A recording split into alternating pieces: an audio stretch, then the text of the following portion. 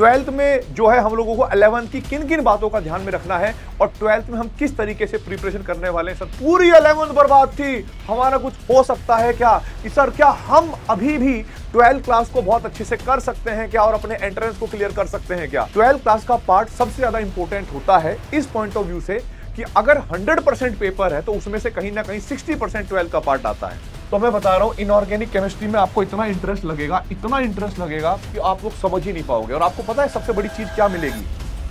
Hello बच्चों, कैसे हैं आप लोग? उम्मीद है सब लोग बढ़िया होंगे। और फाइनली अब वो टाइम आ गया है कि 11th से 12th क्लास में जाने का टाइम बहुत करीब है और आ भी चुका है। बहुत सारे बच्चों को यह खुशी होगी कि सर हमारी 11th कंप्लीट हो चुकी है, अब हम 12th में आना चाहते हैं।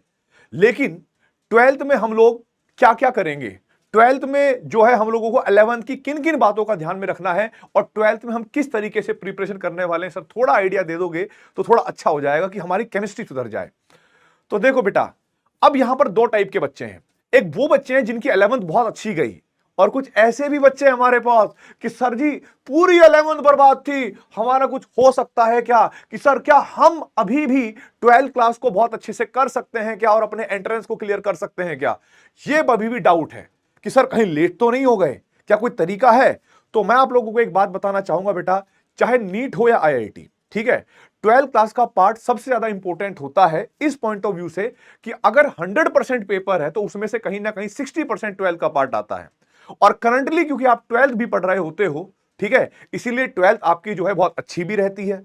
पर बात यह है कि 12th को स्टार्ट कैसे करें, बात यह है कि जो 11th के वीक पॉइंट है उनको कैसे सुधारें। और बात यह भी है कि 12th क्लास को स्टार्ट करने के लिए 11th के कौन कौन से पार्ट को हमें ध्यान में रखते हुए चलना है। तो देखो बेटा, अभी 12th क्लास के जो भी बैचेस आपके पास आएंगे उनमें अभी भी थोड़ा टाइम है, 10 दिन का, 15 दिन का, 5 दिन का, 20 दिन का, ये टाइम है। ये बात आप मानते हैं, है ना।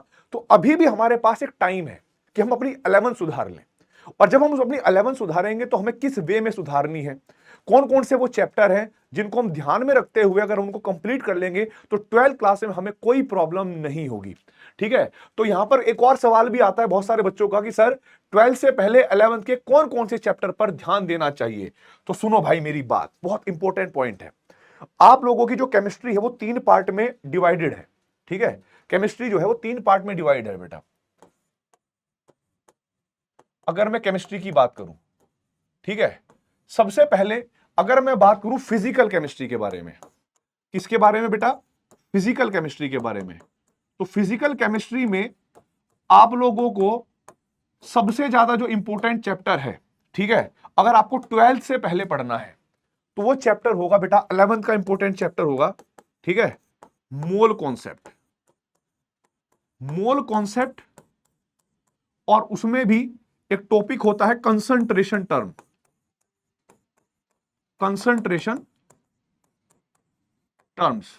अगर आप लोग बेटा जी 12th से पहले मोल कॉन्सेप्ट को अच्छा कर लोगे और आपका कंसंट्रेशन टर्म भी उसमें अगर और अच्छा हो जाएगा तो मैं आप लोगों को बताऊंगा कि जैसे आप 12th क्लास में आओगे बेटा तो 12th क्लास में जो आपका चैप्टर होगा सॉल्यूशन, यहां से मान लो आप लोग स्टार्ट करते हो सॉल्यूशन चैप्टर से, तो इसमें वही कंसंट्रेशन टर्म यूज होंगे। और जब आप इस तरीके से चलोगे तो आपको कभी ये लगेगा ही नहीं कि हमने 11th क्लास कर ली और हम 12th में आ गए, ठीक है। आपको लगेगा कि यार 11th का ही मिलता जुलता जो है वो 12th में आ रहा है। वो अलग बात है कि 12th में पहले सॉल्यूशन में कंसंट्रेशन टर्म्स ही पढ़ाए जाते हैं, मिक्सिंग ही पढ़ाई जाती है, फिर धीरे धीरे करके कोलिगेटिव प्रॉपर्टीज और आगे जो है आप लोगों का जब इंटरेस्ट और अच्छे से बनने लगता है तो 12th क्लास अपने आप बहुत प्यारी लगने लगती है। फिजिकल केमिस्ट्री अपने आप में बहुत प्यारी लगने लगती है। तो फिजिकल केमिस्ट्री में अगर आपको 11th का कोई चैप्टर अभी इन कुछ दिनों में कवर करना है तो वो आप मोल कॉन्सेप्ट को बेटा अच्छे से कवर कर सकते हैं और वहां पर भी कंसंट्रेशन टर्म। फिर बात करते हैं हम लोग इनऑर्गेनिक केमिस्ट्री की। किसकी बात करेंगे बेटा, इनऑर्गेनिक केमिस्ट्री की। तो मैं इनऑर्गेनिक केमिस्ट्री की जो जान है ना बेटा, इनऑर्गेनिक केमिस्ट्री की जान है, अगर आप लोगों ने 11th क्लास के ना ये चैप्टर कवर कर लिए, 11th क्लास के ये वाले चैप्टर कवर कर लिए, तो मैं बता रहा हूं इनऑर्गेनिक केमिस्ट्री में आपको इतना इंटरेस्ट लगेगा कि आप लोग समझ ही नहीं पाओगे। और आपको पता है सबसे बड़ी चीज क्या मिलेगी, जो लोग ये कहते हैं कि इनऑर्गेनिक केमिस्ट्री रट्टाफिकेशन वाला टॉपिक है, इनऑर्गेनिक केमिस्ट्री तो बहुत रटने वाला है, मजा भी नहीं आता उसमें, गारंटी देता हूं अगर आपने 11th क्लास के ये 2 चैप्टर कवर कर लिए अच्छे से, पहला कौन सा बेटा, पीरियोडिक टेबल, आपको लगेगा कि सर ये तो हमें पढ़ा हुआ है, बहुत आसान है। और पीरियोडिक टेबल में भी एक पार्ट है, ध्यान रखना, वो पार्ट होगा modern periodic table. Modern periodic table. अब आप ये मत सोचना कि भाई आप लोगों को मेंडलीव की पीरियोडिक टेबल पढ़ते रहो, अपना टाइम वेस्ट करो, क्योंकि हम लोगों को टाइम कम है। हम लोग ये तो नहीं कर सकते कि भाई 12 से पहले पूरा 11th एक साथ पढ़ लें एक महीने में। पूरा भी पढ़ाया जाएगा। जब आपकी 12th क्लास चलेगी, आपका सिलेबस कंप्लीट होगा, तो उससे पहले 11th क्लास के टॉपिक को रिवाइज कराया जाता है। तो आप लोग पहले तो ये डर निकाल देना कि 11th हमारी बर्बाद हो गई है और उसको संभालने वाला कोई नहीं है। पीडब्ल्यू के हर टीचर अपने अपने बैच में अपना अपना पूरा योगदान देंगे और 11th क्लास को भी अच्छा करेंगे। पर अभी हमारा कंसर्न ये है कि 12th क्लास आ रही है। 12th क्लास में आने से पहले हम किन किन पॉइंट को हम याद रखें और कैसे हम क्लास 12 जो है वो स्टार्ट करें। ठीक है, तो बेटा पीरियोडिक टेबल में जो मॉडर्न पीरियोडिक टेबल होगी या मॉडर्न पीरियोडिक टेबल के जो ट्रेंड होंगे, जैसे इलेक्ट्रोनेगेटिविटी किधर से किधर जाने पर बढ़ती है, साइज किधर से जाने पर किधर बढ़ता है, आयनाइजेशन एनर्जी कैसे होती है, इलेक्ट्रॉन एफिनिटी कैसे होती है, ये थोड़े से अगर आप लोगों ने समझ लिए तो मैं गारंटी देता हूं कि पीरियोडिक टेबल आपका बहुत अच्छे से हो ही जाएगा। और पीरियोडिक टेबल के बाद जो दूसरा पार्ट है, जो इस चैप्टर की जान है, और ये मैं कहता हूं कि ये ना लोग इसको अलग मान सकते हैं, पर मैं इसको कहता हूं केमिस्ट्री का सब कुछ। अगर आपको ये चैप्टर आता है तो आप किसी भी चैप्टर से, जैसे ऑर्गेनिक केमिस्ट्री के चैप्टर से भी लिंक कर सकते हो। और वो चैप्टर पता है क्या है? वो है केमिकल बॉन्डिंग। केमिकल बॉन्डिंग, और खासकर मैं आप लोगों को बताऊं, केमिकल बॉन्डिंग 11th क्लास का वो चैप्टर है जहां से हम बिल्कुल क्लियरली कह सकते हैं कि यहां से एंट्रेंस में 2 क्वेश्चन आने ही आने हैं, 8 नंबर आने ही आने हैं। तो अगर आप 12th क्लास से पहले केमिकल बॉन्डिंग बहुत अच्छा कर लोगे तो आपको जैसे ऑर्गेनिक केमिस्ट्री को समझने में भी आसानी पड़ेगी। 12th क्लास का जो एक कोऑर्डिनेशन कंपाउंड करके एक चैप्टर आता है, उसको समझने में बहुत आसानी पड़ेगी। और अच्छी बात यह है कि रिवीजन करने हुए या पढ़ते हुए आप लोग कहीं ना कहीं उन 8 नंबर को भी कवर कर रहे हो जो हमारे एंट्रेंस में आएंगे। 8 नंबर क्यों? देखो, जेईई मेंस में यहां से 1 या 2 क्वेश्चन आते हैं, और बेटा नीट में अगर किस्मत अच्छी हो तो यहां से 1, 2, 3, 4 क्वेश्चन भी बन सकते हैं। यानी कहीं ना कहीं 4 से लेके 16 या 20 तक भी चला जाता है, इतना हाई मार्जिन है केमिकल बॉन्डिंग का। तो chemical bonding one of the most important chapter है इन ऑर्गेनिक केमिस्ट्री का। इसको अगर आप कर पाए तो आपकी 12th क्लास जो है वो बहुत अच्छी चली जाएगी। ठीक है, अब बात करते हैं बेटा ऑर्गेनिक केमिस्ट्री के बारे में, दी ऑर्गेनिक केमिस्ट्री। क्योंकि 12th क्लास में सबसे ज्यादा अगर कोई पार्ट है केमिस्ट्री का तो वो है बेटा हमारे पास ऑर्गेनिक केमिस्ट्री का। अब ऑर्गेनिक केमिस्ट्री में आप लोगों को बताऊं, ऑर्गेनिक केमिस्ट्री की जो जान है ना बेटा, मतलब आप लोगों को लगता होगा कि ये रिएक्टेंट है, ये प्रोडक्ट है, आपको लगता होगा ये नेम रिएक्शन है और ये प्रोडक्ट है।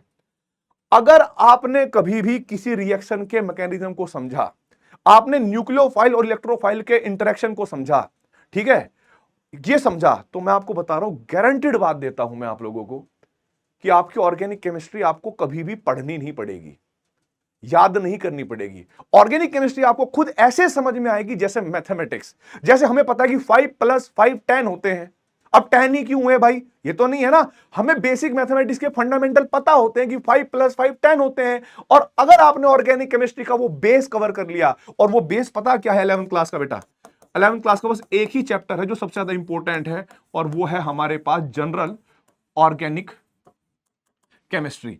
अगर आपने जनरल ऑर्गेनिक केमिस्ट्री स्टार्ट कर दी, पढ़ना स्टार्ट कर दिया, समझना स्टार्ट कर दिया, लॉजिक समझ में आ गई कि कौन सा कार्बोकेटाइन स्टेबल है, कौन सा कार्बोनाइन स्टेबल है, कौन सा फ्री रेडिकल स्टेबल है, तो भाई फिर आपको धीरे धीरे रिएक्शन मैकेनिज्म के बारे में इंफॉर्मेशन होने लगेगी।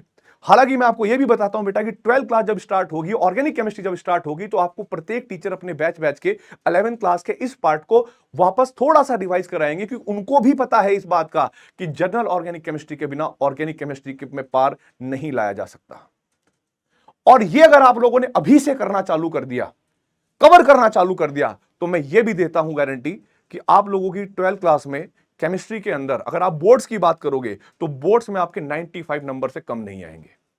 ठीक है, 12th क्लास के ऑर्गेनिक केमिस्ट्री के लिए बता रहा हूं मैं। और इसकी बात मैं और बताऊं, organic chemistry, general organic chemistry अगर आ गई तो जितनी भी नेम रिएक्शन है वो तुम्हें समझ में आएंगी, एक एक जितने भी आपके पास मैकेनिज्म होंगे वो सारे समझ में आएंगे। कौन सा एसिडिक ज्यादा स्ट्रॉन्ग है, कौन सा वीक है, सब कुछ आपका कवर करेगा ये जनरल ऑर्गेनिक केमिस्ट्री। और जब ये आपको आ जाएगा तो मैं आपको बताना चाहूंगा बेटा कि जो 12th क्लास की ऑर्गेनिक है, 12th क्लास की जो ऑर्गेनिक है वो हमें बहुत इजी लगने लगेगी। तो फालतू में इस चक्कर में मत आना कि बहुत टफ होती है ऑर्गेनिक केमिस्ट्री, समझ नहीं आता ऑर्गेनिक केमिस्ट्री। ये करके देखना और फिर हम आपको क्लास के अंदर बताएंगे ही कि सच में कितनी आसान होती है। मैं हर बार जब भी किसी लॉन्च में मिलता हूं बच्चों से तो मैं एक बात कहता हूं कि हो सकता है कि आपको लगे कि ऑर्गेनिक केमिस्ट्री बहुत टफ होती है, ऑर्गेनिक केमिस्ट्री में नंबर नहीं बन रहे हैं, समझ में नहीं आ रहा है। लेकिन आप लोगों को यह भी मैंने बहुत बार बोला होगा कि एक बार जब आप क्लास में घुस गए, चाहे वो कोई भी टीचर पढ़ा रहे हो पीडब्ल्यू के, अगर एक बार वो आप क्लास में घुस गए और आपने इसको समझना चालू कर दिया तो आप किसी भी स्कूल में बैठे हो, किसी भी क्लास में बैठे हो, आपको ये फील आने लगेगा अंदर से कि वी आर द बेस्ट या आई एम द बेस्ट। ठीक है, आपको फील आएगा कि भाई साहब ऑर्गेनिक केमिस्ट्री तो हमें दिख रही है, सपनों में आ रही है, इमेजिनेशन हो रहा है। तो ऐसी ऑर्गेनिक केमिस्ट्री अगर आप बनाना चाहते हैं 12th क्लास की, तो आप लोगों को बेटा जनरल ऑर्गेनिक केमिस्ट्री एक चैप्टर है, टॉपिक है, जिसको आपको अच्छे से कवर करना चाहिए। मेरा अपना एक सलाह है कि 12th से पहले अगर आप ये कर लेंगे तो आपकी केमिस्ट्री जो है वो बहुत सुधर जाएगी। तो आई होप, मैं आशा करता हूं कि आप लोग ऐसा ही करेंगे और अपने जीवन को अच्छा बनाएंगे। एंट्रेंस के इस जर्नी में आप लोगों को अपने लिए चीजें आसान बनाओगे। तो ऑल द वेरी बेस्ट मेरी तरफ से, पीडब्ल्यू की टीम की तरफ से। तो ऑल द वेरी बेस्ट। जय हिंद, जय भारत, वंदे मातरम, भारत माता की जय।